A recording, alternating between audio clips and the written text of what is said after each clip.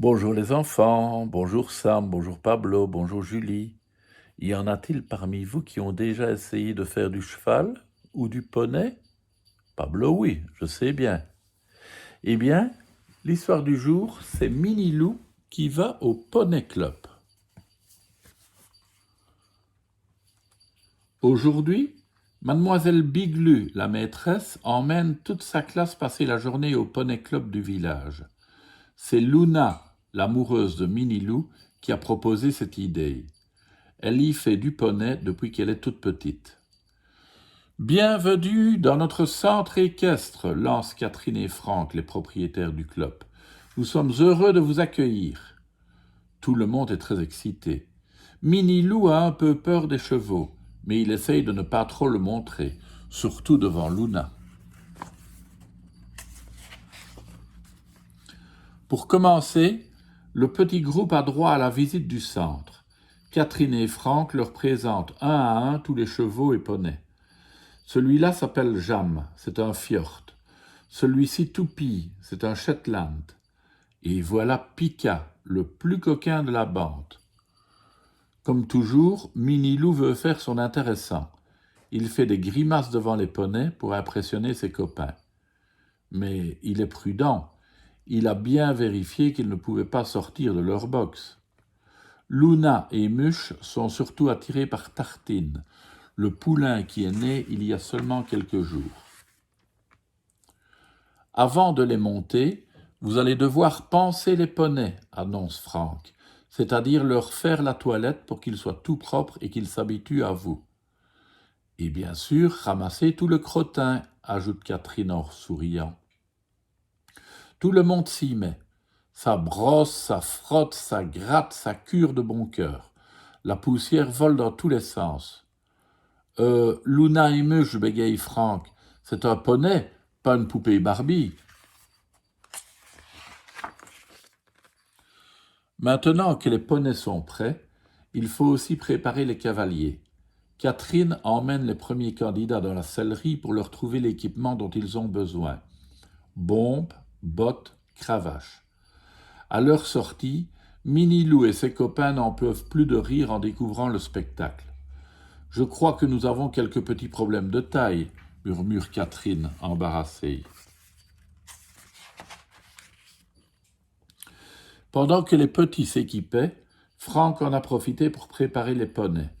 Selle, tapis, filets et rênes, tout est en place. Maintenant, à vous de jouer. Vous allez devoir grimper dessus, leur dit-il quand ils le rejoignent dans la carrière. Accrochez-vous bien et attention aux chutes. Pouh, qu'est-ce que c'est haut, se lamente Doudou. Heureusement, le petit coquin a plus d'un tour dans son sac. Je t'en supplie, Jam, arrête de bouger, gémit mademoiselle Biglu. Au secours, à l'aide, hurle Anicet. Je ne suis pas un sac de pommes de terre. Minilou est mort de peur, mais il ne le montre pas, car il ne veut pas que Luna et les autres se moquent de lui. Surmontant ses craintes, il essaye quand même de monter sur Pika, mais c'est plus compliqué que ça en a l'air. Il a beau se tortiller dans tous les sens, il n'arrive pas à s'asseoir sur ce satané poney. Finalement, après bien des efforts, il parvient à s'installer correctement sur la selle. Correctement, enfin pas tout à fait. Quand on a réussi à monter sur son poney, il faut encore arriver à rester dessus. Et ce n'est pas si facile que ça. C'est ce que découvrent mademoiselle Biglu et sa classe en faisant leurs premiers pas dans la carrière. « Oh là, doucement !» crie Elliot.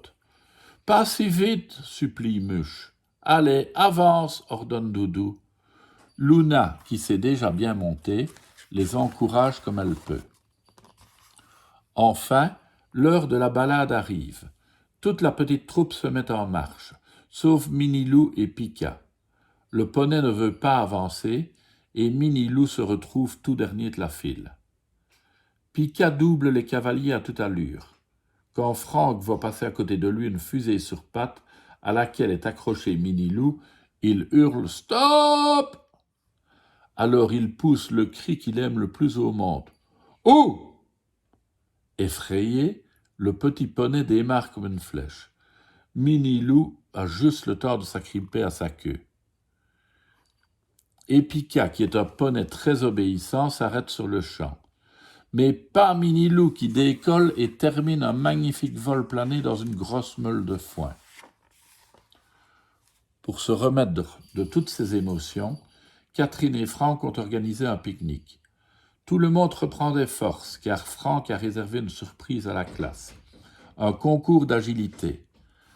Chacun doit suivre un parcours le plus rapidement possible, sans faire d'erreur. Ce n'est pas facile. Minilou est très inquiet. Il veut absolument impressionner Luna. Mais malheureusement, Minilou est tellement angoissé qu'il n'arrive pas du tout à diriger son poney. Plus il avance et plus il rate. Plus il rate et plus il s'énerve.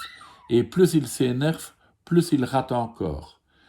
Il a beau s'appliquer chaque fois qu'il essaie de réussir une des épreuves, rien ne marche comme il le voudrait. À la fin du parcours, Minilou a tout raté. Il se met alors dans une colère terrible et enguirlande le pauvre Pika qui n'y est pour rien. Mais Pika n'aime pas les gros mots. Il n'aime que les mots doux et les caresses. Alors il se fâche tout rouge et d'une ruade envoie Minilou voltiger dans les airs. Aïe, aïe, aïe, encore un vol plané, soupire Luna, en voyant son amoureux passer juste au-dessus d'elle. Pitié, pas la baignoire, supplie Minilou. J'ai déjà pris un bain la semaine dernière. Assis tout penaud dans la baignoire, Minilou se lamente. Maintenant, c'est sûr, Luna va se moquer de moi. Mais Luna s'approche et lui colle un gros bisou sur la truffe.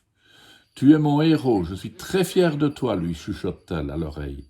Tu as été très courageux, car je sais bien que tu n'aimes pas trop les poneys. Minilou est ravi. C'est le plus beau jour de sa vie, même s'il a un peu les fesses mouillées. Eh oui, ça peut terminer par les fesses mouillées, une balade en poney. À demain les enfants.